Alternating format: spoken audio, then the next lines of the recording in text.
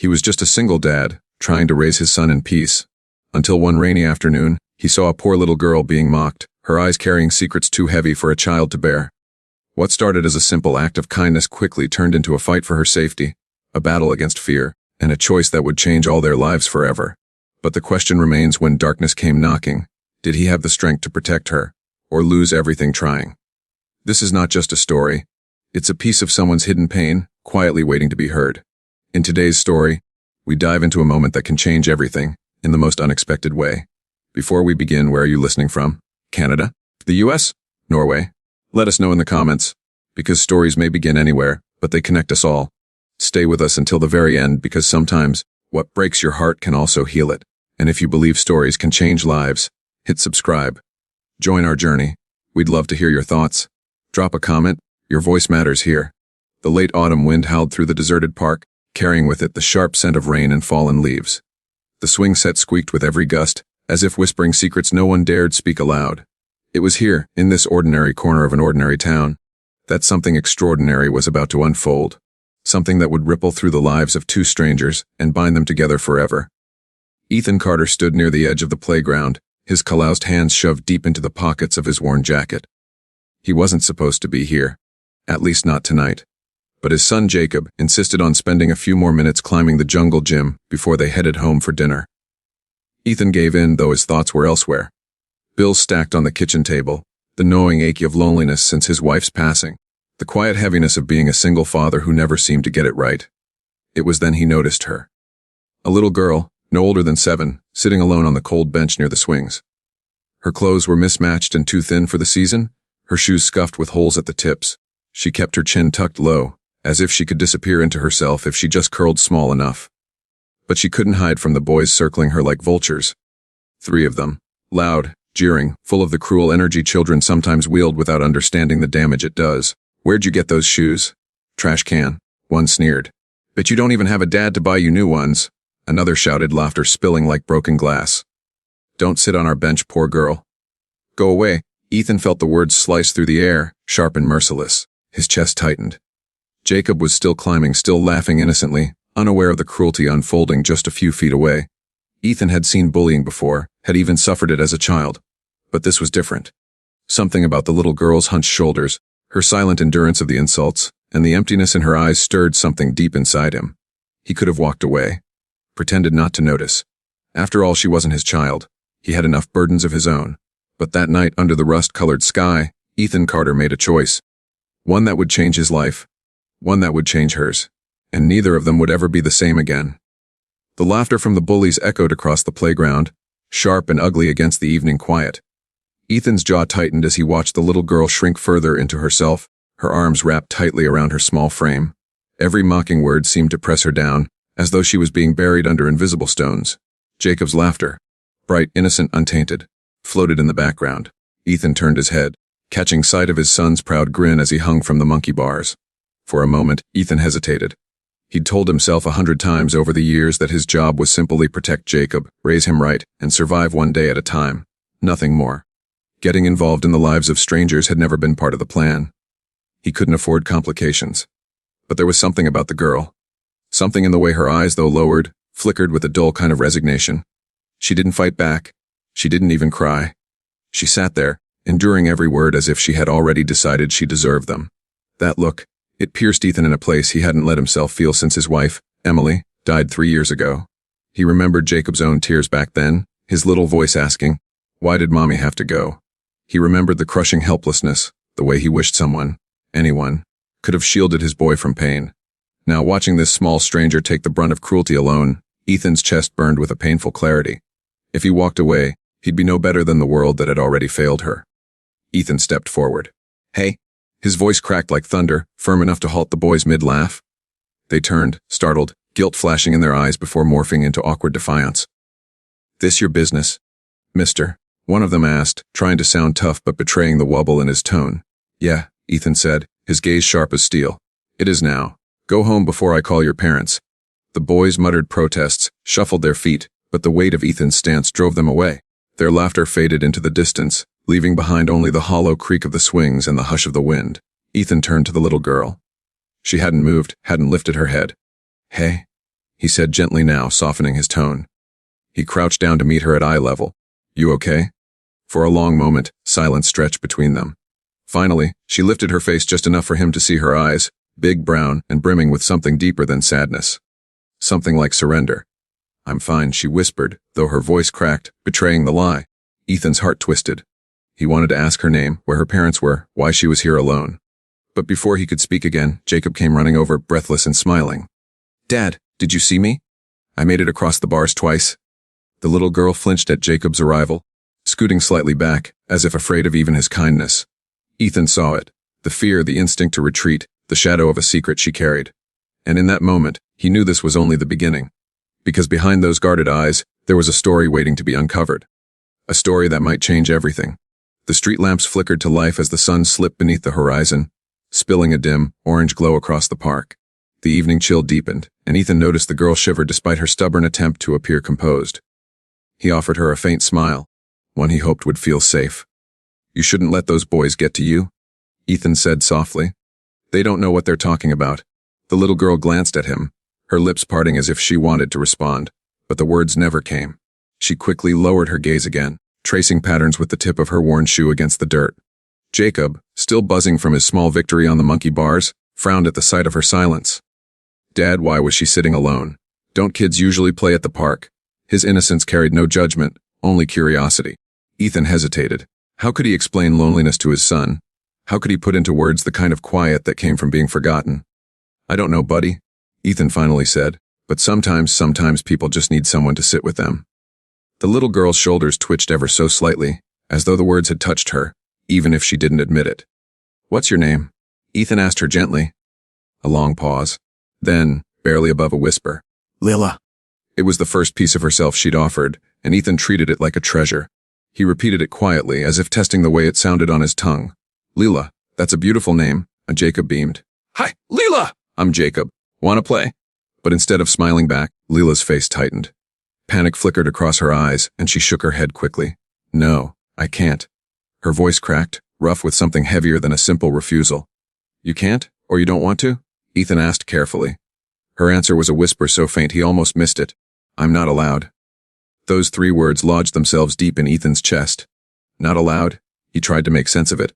Was someone forbidding her from playing with other children? From being a child at all? Who says you're not allowed? Ethan pressed, his voice a careful balance of curiosity and concern. But before she could answer, a noise cut through the air. The sharp bark of a man's voice calling from the far end of the park. It was hoarse, commanding, and laced with impatience. Lila. She flinched violently, as though the sound alone could bruise her. Without another word, she stood and backed away, her eyes darting toward the shadowy figure waiting by the street. Ethan followed her gaze, his stomach tightening. A man stood there, barely visible in the dim light. His posture was stiff, his expression unreadable, but his voice carried an edge Ethan didn't like. Lila whispered, I have to go, and in a blink, she was running toward him. Jacob tugged on Ethan's sleeve. Dad, who was that man? Why did she look so scared? Ethan couldn't answer. He only watched as the man grabbed Lila's wrist and pulled her along, disappearing into the dark. And though they were gone, the image of her frightened eyes seared itself into Ethan's mind, refusing to let him rest. Something about that man wasn't right, and Ethan Carter knew this wasn't the last he'd see of Lila. The house was quiet, but Ethan's mind wasn't. Jacob had long since fallen asleep, curled beneath his superhero blanket, his steady breathing a comfort against the silence of the night. But Ethan lay awake on the couch, staring at the faint glow of the street lamp bleeding through the blinds. The memory of the little girl, Lila, wouldn't leave him. Her eyes haunted him. Not just the sadness in them, but the fear. A fear so ingrained it seemed second nature, like a shadow that had lived inside her for far too long. And then the way that man's hand had gripped her wrist, sharp, possessive, almost like she wasn't a child but a burden to be dragged away. Ethan sat forward, rubbing a hand over his face. Maybe I'm overthinking this. Maybe he's just her father, strict but protective. The excuse felt hollow the moment it crossed his mind. He knew what a father's hand was supposed to look like when holding a child's. Gentle, anchoring, not yanking, not suffocating. He poured himself a glass of water, the clink of ice loud in the stillness. His gaze landed on a framed photo perched on the counter, Emily smiling, holding a much younger Jacob in her arms. Ethan's chest tightened. She would have known what to do. She always did. Don't overstep, he muttered to himself. She's not your kid. But the truth echoed louder. Someone had to care. The next day he tried to focus on work at the auto shop, but his hands moved mechanically, his thoughts elsewhere. When customers spoke, he nodded absently. When his boss cracked a joke, he barely forced a smile. All he could see was Lila's small figure on that bench, shrinking under taunts she never fought back against. At pickup, Jacob climbed into the truck, chattering about school. But even as Ethan responded, his eyes scanned the sidewalks, searching for a glimpse of her. It was absurd, he told himself, but he couldn't stop. 2 blocks from home, he saw her. Lila was walking along the cracked pavement, clutching a threadbare backpack nearly as big as she was. The man from the park strode beside her, his grip again tight around her arm. She stumbled, and he yanked her forward, barking something Ethan couldn't hear. Her head stayed down the whole time, like she'd learned invisibility as survival. "Dad," Jacob said from the back seat, following his gaze. "It's her, isn't it?" Ethan's fingers tightened around the steering wheel.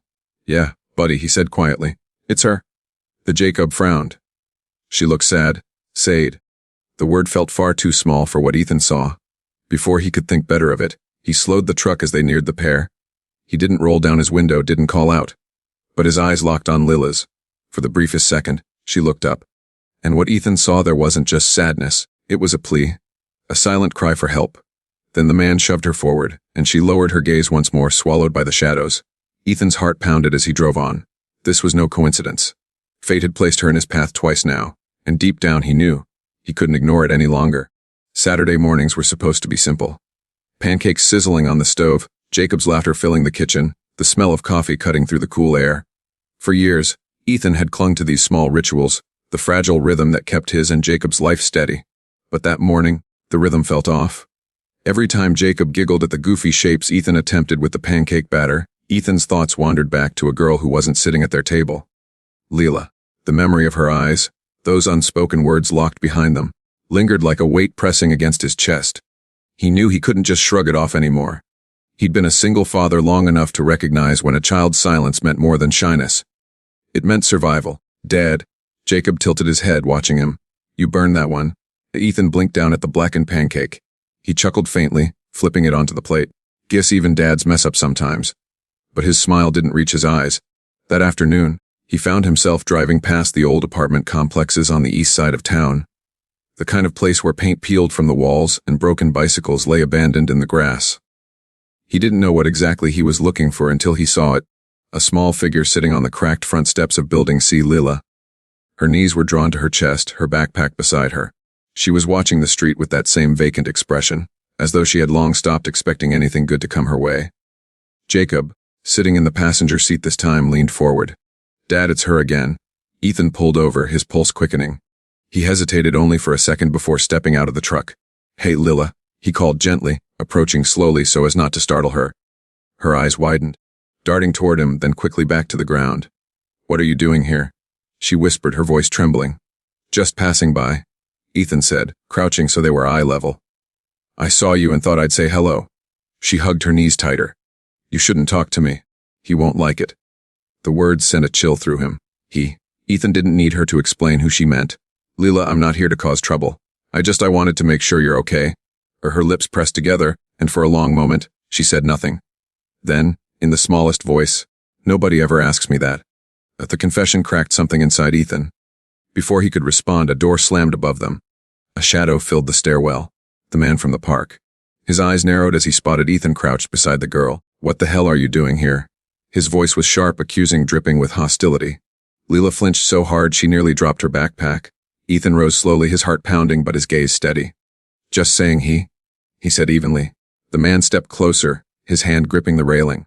His presence loomed like a storm, and the air grew thick with tension. Ethan knew, in that moment, this wasn't just about kindness anymore. It was about protection. And he wasn't sure if he was ready for the war it might spark. The man's presence filled the stairwell like smoke, thick and suffocating. His eyes were cold, calculating, the kind of stare that stripped away layers and left only fear in its wake. Lila shrank back against the steps, her fingers digging into the straps of her backpack. Ethan could see the tremor in her small hands, the way her body seemed to fold inward, as if bracing for impact. "I asked you a question," the man growled, stepping down a few stairs until his boots scraped the concrete. "Why are you talking to my kid?" Ethan forced his shoulders square, his voice calm but edged with steel. "Relax. I wasn't doing anything wrong. Just making sure she's okay. She's fine." The man's reply was quick, clipped, like the snap of a trap shutting closed. His hand reached for Lila's shoulder, pulling her toward him. We don't need strangers sticking their noses where they don't belong. Lila winced, her small frame jerking under his grip. Ethan's gut twisted, heat flaring behind his ribs. He wanted to pull her away, shield her, say something that would shatter the hold this man seemed to have over her, but one glance at Lila's eyes, pleading, terrified, kept him rooted. She didn't want a scene. Not here. Not like this. Ethan swallowed hard, unclenching his fists. If she's fine, then there's no harm in me asking, is there? The man's jaw worked, a muscle ticking. His grip tightened on Lila before he finally yanked her up the stairs. Stay away from her. He barked over his shoulder. Or you'll regret it. The door slammed shut, rattling the frame. Silence returned, but it wasn't peaceful. It was heavy, filled with the echo of what Ethan had just seen. The fear, the control, the unspoken danger in every movement. Jacob's small voice broke through the weight of it. Dad, that man's mean. Ethan turned, finding his son standing by the truck, wide-eyed and uncertain. He forced a steady breath, not wanting Jacob to feel the fear churning inside him. Yeah, buddy, he said quietly. He is. But in his mind, Ethan was already turning over questions he couldn't ignore. Who was that man? Was he really Lila's father? Or something else? Why did she seem so afraid of him? And most of all, how much worse was it behind closed doors? That night, Ethan barely slept. He paced the small living room, the echoes of Lila's whispered words looping in his head. You shouldn't talk to me. He won't like it. It wasn't just sadness in her voice. It was warning. By dawn, Ethan had made a silent promise to himself. He couldn't walk away, no matter how dangerous it might be. Lila didn't have anyone else, and Jacob, innocent though he was, had already seen too much to forget. But as he sat at the table, his hands wrapped around a cooling mug of coffee, he couldn't shake the feeling that stepping in would cost him more than he was ready to pay. Because men like the one in that stairwell didn't let go of control easily. And Ethan had just drawn his attention. The following week stretched like a taut wire. Ethan went through the motions.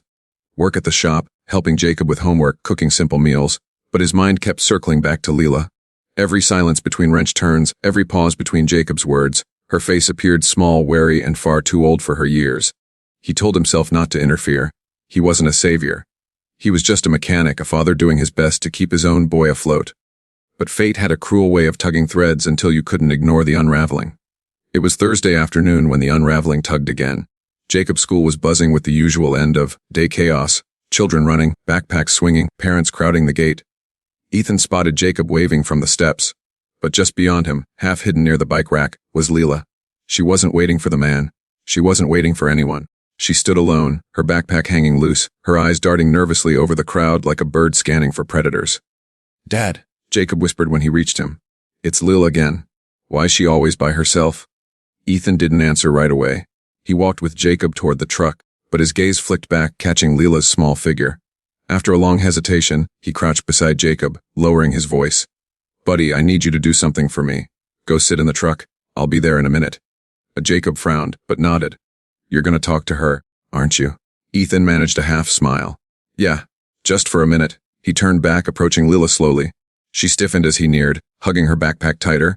Hey Lila, he said gently. You waiting for someone? She shook her head. He's late. There was no mistaking who he was. Ethan lowered his voice. Do you mind if I wait with you? Just until he comes. For the first time, she looked directly at him. Her eyes were wide, cautious, but beneath that caution was something else, relief. She gave the smallest nod. They sat on the curb, silent, stretching. Ethan didn't push her. Instead, he watched the stream of kids laughing as they left, watched how Lila's gaze lingered on them like she was memorizing something she'd never been allowed to have. Finally, she spoke, so quiet he almost didn't hear. He doesn't like me talking to people. He says I don't deserve friends. The words hit Ethan like a blow. He turned to her, his throat tight. That's not true, Lila. Don't you ever believe that. You deserve friends. You deserve more than that. Her lips trembled. For a heartbeat, he thought she might cry. But then her head snapped up. Across the parking lot, the man's car pulled in. His face was thunder as he spotted them sitting together. Lila froze, color draining from her cheeks. You have to go, she whispered urgently. Please. Before he gets mad. Ethan's gut nodded as he rose. The man's glare locked on him, burning with suspicion. And for the first time, Ethan realized this wasn't just about protecting a little girl. It was about stepping into a fight he might not walk away from. The man's truck screeched to a halt at the edge of the lot, gravel spitting under its tires. The slam of the door was like a gunshot, silencing the hum of after-school chatter. Parents looked up briefly, then quickly turned away, pretending not to notice. That was the thing about small towns. People saw everything, but they rarely wanted to get involved. Ethan stood his ground. The man stormed toward them, his boots pounding against the pavement. His shadow swallowed Lila before he even reached her, and she immediately shrank into herself, gripping the straps of her backpack so tight her knuckles turned white. "What the hell did I tell you?" The man hissed, his voice sharp enough to cut. He glared at Lila, then shifted his scowl to Ethan. "Didn't I warn you to stay away?" Ethan's pulse hammered in his ears, but he forced calm into his tone. "She was just waiting for you. I stayed so she wouldn't be alone. I don't need strangers babysitting my kid." The man snapped, stepping closer, so close Ethan could smell the soreness of alcohol on his breath. "And I sure as hell don't need someone snooping around, pretending to care." Ethan clenched his jaw. Pretending to care. The words struck like an insult because they mirrored a wound he carried. How people had pretended to care after Emily died, offering empty condolences before fading from their lives. He wasn't pretending now. "She's a child," Ethan said firmly. "She deserves to feel safe." For a moment, silence fell. The man's eyes narrowed, calculating. Then, with a sharp tug, he yanked Lila toward the truck. She stumbled, nearly falling, but didn't make a sound. Not a protest, not a cry. Just silence, practiced, familiar silence. Ethan's fists curled helplessly at his sides. Every instinct screamed at him to intervene, to rip her free from the man's grip. But Jacob sat waiting in his truck, watching. He couldn't risk escalating into something his son would never forget. As the man shoved Lila into the passenger seat, he leaned back out, fixing Ethan with a glare that was pure warning. "Mind your business. Last chance." The truck roared to life, exhaust choking the air, and then they were gone, swallowed by the road. Ethan stood rooted in place, anger and helplessness warring in his chest. The image of Lila's downcast eyes seared itself deeper. He knew, if he walked away now, the story would end badly for her. Jacob's small voice broke through the storm inside him when Ethan returned to their own truck. "Dad, is she in trouble?" Ethan met his son's gaze in the rearview mirror, and for the first time, he didn't have an answer. All he knew was that he'd just crossed an invisible line, because this wasn't curiosity anymore. It was responsibility, and Ethan Carter wasn't about to let a little girl drown in silence, not while he still had breath in his body. The next few days gnawed at Ethan like an open wound. He fixed cars, paid bills, packed Jacob's lunch, but everything blurred into the background of a single thought: Lila isn't safe. He replayed the man's grip on her arm, the way she flinched at his voice, the silence that seemed drilled into her bones. Ethan had seen damaged engines, broken frames, ruined metal, but this was different. This was a broken spirit, and unlike a car, there was no manual for repair. By Wednesday evening, Ethan sat in his truck outside the same worn-down apartment building, engine idling. He told himself it was curiosity, but deep down he knew it was more. He was searching for cracks in the armor, for proof of what his gut already screamed. Jacob was at a neighbor's house, safe, which gave Ethan a rare stretch of time.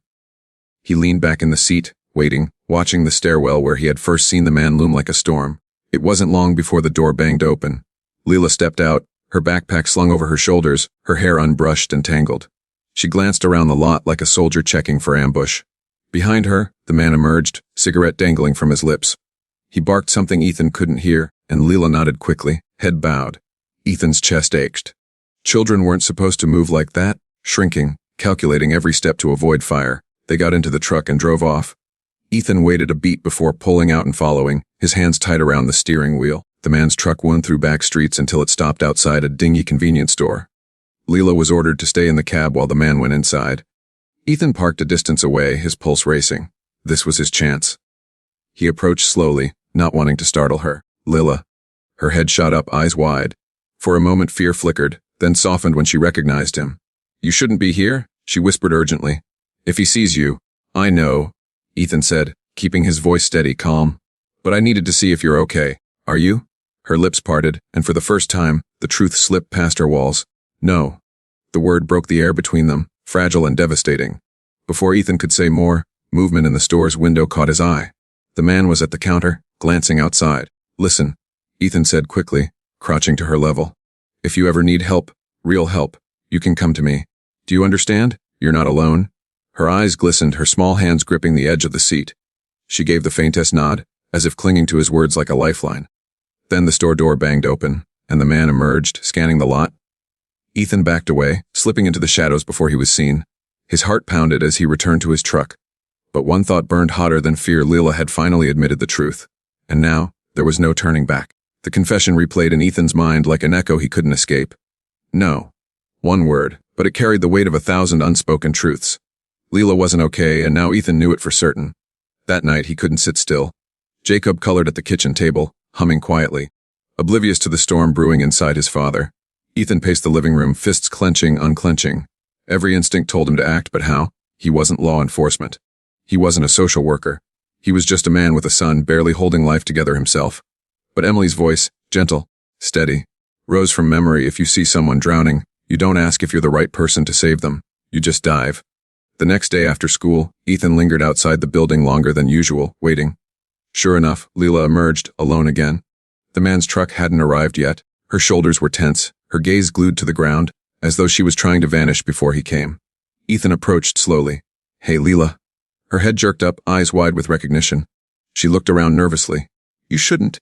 I know, he said, crouching to her level, but I need to ask you something. Are you safe at home?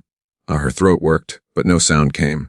She hugged her backpack tighter, eyes glistening. Ethan softened his tone. You don't have to tell me everything. Just you feel safe? A tiny shake of her head. Almost imperceptible. But enough. His chest constricted. He wanted to scoop her up right then, take her away from the shadows that bound her. But headlights flared across the lot, and the man's truck pulled in. Lila's face drained of color. Please, she whispered. Don't let him see us. Ethan straightened, heart pounding, stepping back as the man stormed toward them. What'd I say? The man barked, shoving between them to grab Lila's arm. You deaf, Carter. Stay away. Ethan's blood turned hot. You don't have to manhandle her like that. The man spun, eyes narrowing. What did you just say? Lila's grip tightened on her backpack, her gaze flicking desperately between them. Ethan could see it, her silent plea for him not to escalate. But something inside Ethan snapped. I said, she's a child. She deserves better than being dragged around like a dog on a leash. The man's jaw twitched, and for a moment, Ethan thought he'd swing. Instead, he leaned close, his voice low and venomous. You think you're some kind of hero. You don't know a damn thing about us. Stick your nose in again, and you'll regret it. He yanked Lila toward the truck, shoving her inside. The door slammed, the engine roared, and they tore out of the lot, leaving Ethan standing in the dust, his heart hammering in his throat. When Jacob came running over, worry etched across his small face, Ethan forced a shaky breath. He'd just crossed another line, and there was no going back now, because this wasn't a stranger's problem anymore. This was his fight, and the storm was coming. The storm broke on a Friday night. Rain poured in sheets, drumming against the roof of Ethan's house as he tried and failed to focus on Jacob's chatter about his school project. But beneath the hum of ordinary life, Ethan's nerves burned. He'd crossed too many lines with the man, spoken too much, seen too much. He knew a reckoning was coming, and then it did. A frantic knock rattled the door, sharp and desperate. Ethan froze. Jacob looked up, wide-eyed. Dad. Ethan moved quickly, heart in his throat, and opened the door. Lila, soaked to the bone, trembling, her backpack clutched against her chest like a shield. Her lip was split, and one of her sleeves was torn. But what undid Ethan wasn't the bruises, it was her eyes. For the first time, they weren't blank or resigned. They were pleading. Please, she whispered. I didn't know where else to go. Without hesitation, Ethan pulled her inside, wrapping her in a blanket. Jacob hovered, worried but gentle, offering her one of his superhero mugs filled with cocoa. She held it with both hands, shaking as though afraid it might be taken away. Ethan crouched in front of her. Lila, listen to me. You're safe here. No one's gonna hurt you. A tear slipped down her cheeks. Hey. He said it was my fault. That I made him angry. But I didn't.